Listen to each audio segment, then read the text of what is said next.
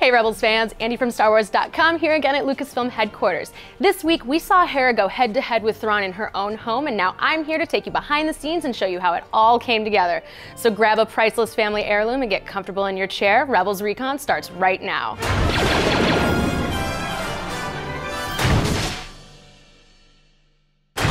After saving Hera's father from the Empire, the Ghost crew embarks on a mission to save a valuable family heirloom. That heirloom was important to my mother, and I'm not ready to give it up yet. Sneaking into her childhood home, Hera and Ezra find the Kalikori, but not before being captured by Grand Admiral Thrawn. It is a pity our first encounter might, well, be our last. During a botched prisoner exchange, Hera destroys her family home in order to allow her new family to survive. I have you, I have my father, and I'm surrounded by my family every day.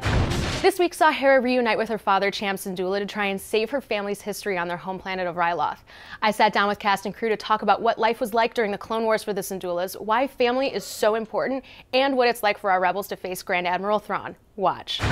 We learn a bit about Hera's history in Hera's Heroes. How much of that did you know already? I had certain inklings, clues that were in the Clone Wars. I could sort of thread things together, probably as most fans did, but it was really cool to learn more specific details about her history. I've heard the phrase, the person you should fear the most is the one with nothing to lose. So I thought it was interesting to find out exactly what she had lost and what was in her history to create a scenario in which she was so at the bottom of the barrel that she would risk everything for the rebellion. This episode gives a glimpse into Hera's childhood as they explore her home. Can you give us any more background on what her life was like before and during the Clone Wars? Her growing up was very challenging because her father was always in the middle of political battles and military battles, and that's what she's seen. Part of the reason he was such a successful leader in wartime is that he was a leader in peacetime as well. So Hera grew up as the daughter of a politician, and we had this notion that her childhood home was almost like the mayor's mansion. Not only do you have this sense of violation that Hera's world is being invaded, but her childhood home has been invaded as well. She's probably,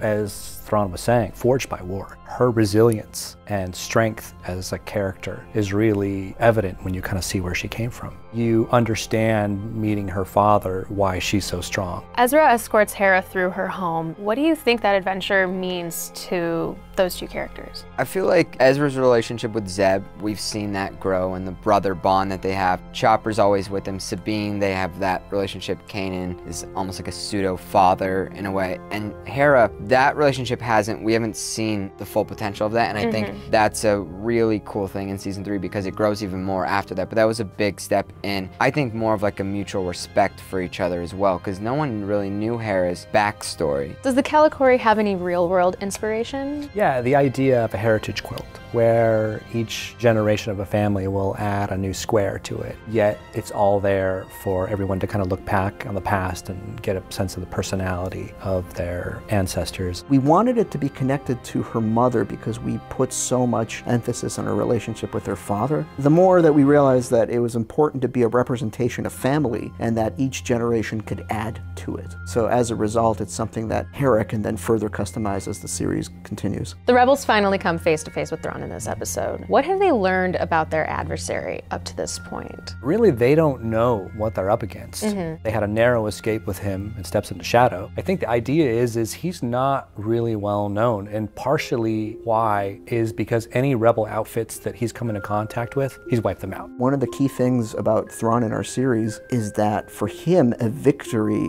is getting a piece of information they didn't have at the start. And that's a different victory scenario than our heroes are used to. They might think, hey, we got away, but they don't stop to think and realize what they've now told Thrawn about them. I really wanted Thrawn and Hera to be kind of adversaries. You have to understand the Thrawn-Hera dynamic, which is why he's brought into that episode. He has literally studied her and her family and her history. And because we're there in her home, he understands a lot about it. And it's one of my favorite scenes when he kind of talks about her. Thrawn's interest in art is something that's been part of his characterization since Legends. How is that going to play into the stories you're telling here in Rebels? I think one of the happy coincidences was was that early on in season 1, we knew that Sabine was going to be an artist. When we brought Thrawn into the series, he's going to want to study everything that there is to know about our rebels, and Sabine is the one who's been leaving calling cards. There's an organic way to bring Thrawn into our stories by having him study Sabine's art, but also the art of Lothal. And there's plenty of artwork spread, and even in the Jedi Temple, there's the ancient artwork. So there's lots of opportunities for Thrawn to examine art and use it to dissect our heroes in the series.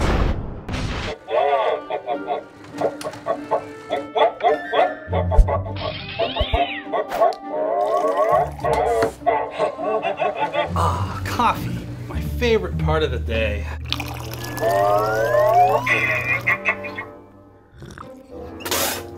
Oh, it's tea. Gross. Oh. Believe it or not, I've once again managed to ambush the Lucasfilm Story Group's Pablo Hidalgo during one of his very important Star Wars research sessions to ask him one of your Rebels questions. What will he be reading this week? Let's find out. Hey, Pablo. Andy. Hi. Hey. Hi, I've got a question for you. Yeah, shoot. Okay. SW Canon Reviews asks, canon reference works have stated that Hobbie defected with Biggs aboard the Rand Ecliptic, not Wedge. What gives? Well, in much the same way that Sabine helped Wedge and Hobbie defect, there's nothing to say that Hobbie didn't do the same favor for Biggs further down the timeline. Simple answer. Thanks, Pablo. Sure thing.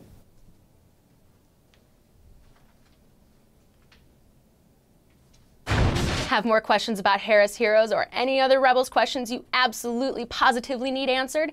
Tweet them to @StarWars using the hashtag RebelsRecon and we'll answer what we can online. Now, because it's the end of the episode and you know I can't leave you without a clip, here's a sneak peek at our next episode, The Last Battle. Enjoy. There was a battle here during the Clone War. This old transport's the perfect place to find weapons, ammo, maybe even some proton bombs.